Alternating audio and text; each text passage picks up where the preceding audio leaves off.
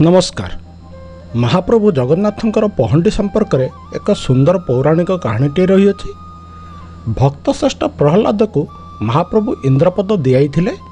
थरे तांको देखा करिया पई प्रभु इंद्रभवन में पहुँचले।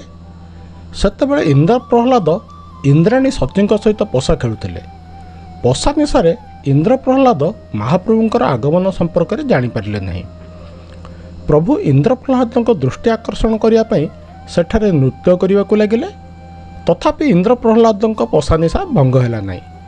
महाप्रभु नृत्य करी गोड़ व्यथा हेबारु से निज स्थान वैकुंठ को फेरी आसिले।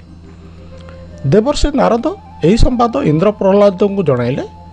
इंद्र प्रहलाद महाप्रभुंकर अपमान करिथिबारु आत्मग्लानि रे भांगी पड़ले एवं दर्शन निमंते तत्क्षणात् वैकुंठ आगमन कले।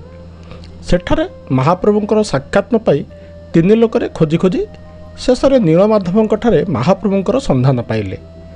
प्रभुंकर पादरे कष्ट और जंत्रणा देइथिबारु प्रहलाद निजे प्रभुंको रथरे बसाई टाणी टाणी श्रीक्षेत्र को आनिथिले और एथिपाई तांकु 9 दिन समय लागिथिला।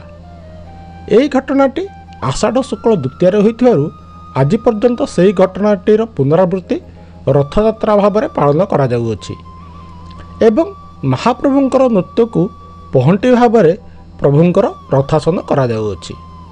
धन्यवाद। नमस्कार। जय जगन्नाथ।